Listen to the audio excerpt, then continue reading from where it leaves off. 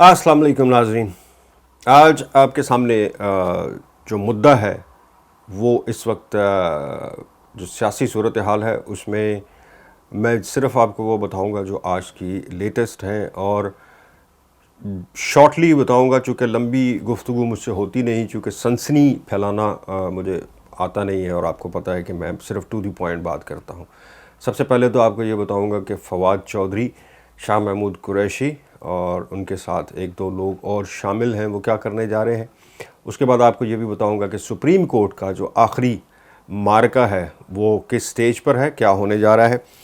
उसमें सबसे पहले शुरू करते हैं फवाद चौधरी के हवाले से। कल आपको पता है कि अगर नहीं पता तो मैं बता देता हूँ कि कल जेल में फवाद चौधरी गए, उनके साथ एक उनके और दोस्त थे, और उन्होंने शाह महमूद कुरैशी जो इस वक्त जेल में हैं उनसे मुलाकात की, उनको कायल करने की कोशिश की। चूँकि इस वक्त जो जोड़ तोड़ जारी है वो ये है कि बहुत सारे लोग जो हैं वो पीपल्स पार्टी में शामिल होने जा रहे हैं, वो लोग जो पीटीआई से अलग हुए हैं। अब उसमें आपको पता है बड़े बड़े तमाम नाम जो हैं वो इस वक्त अलग हो चुके हैं। कुछ दरमियाने दर्जे के लोग थे, एमपीए यानी सूबाई हुकूमतों से अलग हुए, कुछ जो है वो एमएनएस जो थे वो अलग हुए, लेकिन जो बड़े बड़े लीडर थे जिस तरह फवाद चौधरी हो गए, असद उमर हो गए, और बहुत से नाम हैं जो अलग हुए हैं। अब सियासत इस वक्त ये हो रही है कि जहांगीर तरीन भी बड़े एक्टिव हैं अलीम ख़ान के साथ, वो भी रोज़ाना की बुनियाद पर आज भी उनका एक इजलास जारी है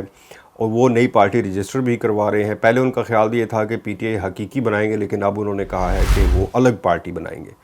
लेकिन फवाद चौधरी जो है उनके बारे में ये कहा गया कि पहले तो ये पता चला कि वो जहांगीर तरीन के साथ हाथ मिलाने जा रहे हैं, लेकिन बाद में जो आज उनकी मुलाकात जो कल मुलाकात हुई शाह महमूद कुरैशी से, उसमें बताया जा रहा है कि उन्होंने ना तो पीपल्स पार्टी में शामिल होने का इशारा दिया, नून लीग में तो वो वैसे भी शामिल नहीं होंगे, और नून लीग पहले ही कह चुकी है कि वो उनको नहीं लेंगे। जहाँ तक ताल्लुक़ रह गया कि अब वो क्या करने जा रहे हैं, तो शुनीद यही है कि वो अलग से कोई पार्टी जो है, ना वो जहांगीर तरीन के साथ शामिल होंगे ना पीपल्स पार्टी में। पीपल्स पार्टी में जो लोग आपको पता है क्यों शामिल होने जा रहे हैं, चूँकि अब इस्टेब्लिशमेंट का इशारा ये है कि नेक्स्ट प्राइम मिनिस्टर या आने वाले इलेक्शन के बाद अगले 5 साल के बाद जिसको तैयार किया जा रहा है वो बिलावल भुट्टो वज़ीर आज़म के लिए तैयार हो रहे हैं। आपको पता है कि जुल्फ़िकार अली भुट्टो भी अपनी पहली हुकूमत में वज़ीर ख़ारजा ही के तौर पर सामने आए थे, और उसके बाद फिर उन्होंने बतौर वज़ीर आज़म अपनी पार्टी को ऊपर लेके गए। सो ये तो था इस वक्त की सूरत हाल पॉलिटिकली के फवाद चौधरी जो हैं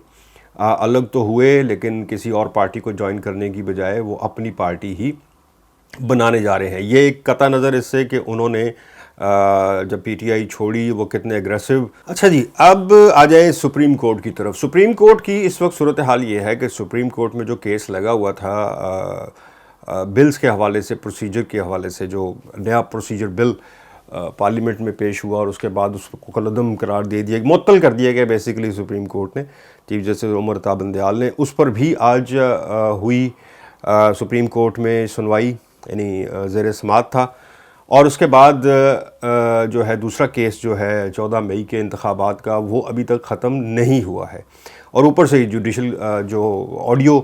का केस है वो सामने आ गया। अब उसमें भी आमने सामने आ गए हैं पार्लियामेंट और सुप्रीम कोर्ट।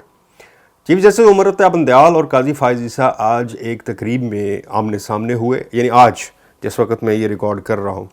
उस वक्त, यानी आज की डेट में वो आमने सामने हुए एक तकरीब में।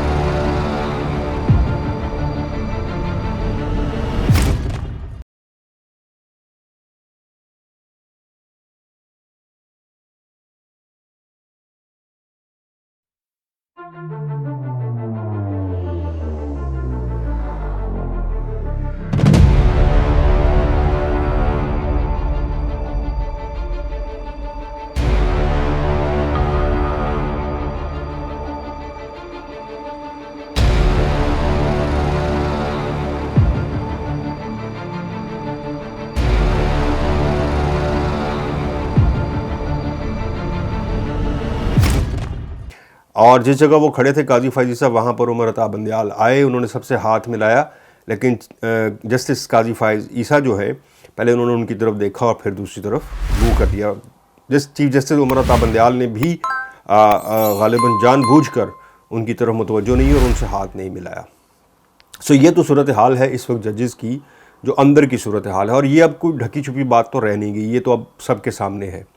سوال یہ ہے کہ چیف جسٹس عمر عطا بندیال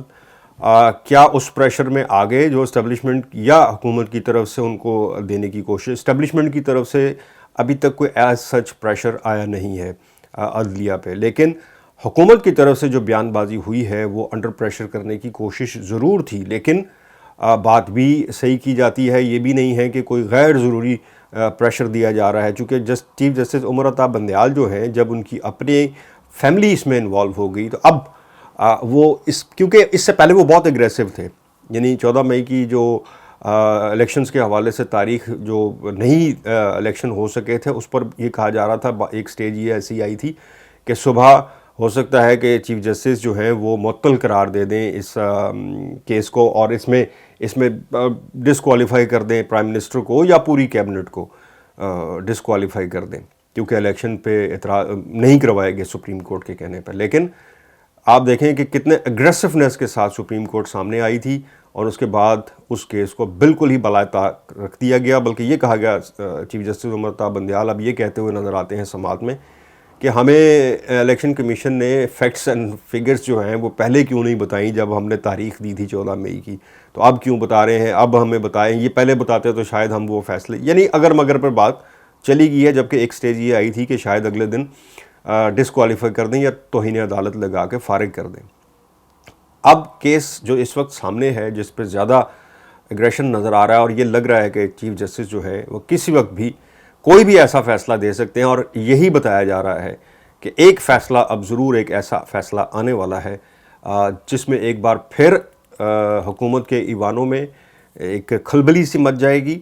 یہ جنگ جو اس وقت جاری ہے وہ کافی گرم ہو جائے گی. اس میں زیر کون ہوگا، زبر کون ہوگا، یہ تو بعد کا فیصلہ ہے، لیکن ایک فیصلہ بتایا جا رہا ہے کہ چیف جسٹس عمر عطا بندیال ایسا کرنے جا رہے ہیں جس سے ایک بار پھر سے سیاست جو ہے وہ گرم ہو جائے گی. دیکھیں وہ فیصلہ صبح ہو، کیونکہ اگلے ہفتے تک تو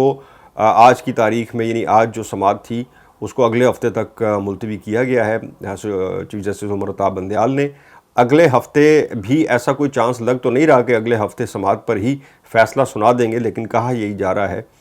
کہ ایک فیصلہ ابھی آنے والا ہے جس میں دوبارہ ایک بار پھر پاکستان میں کھلبلی سی مچ سکتی ہے.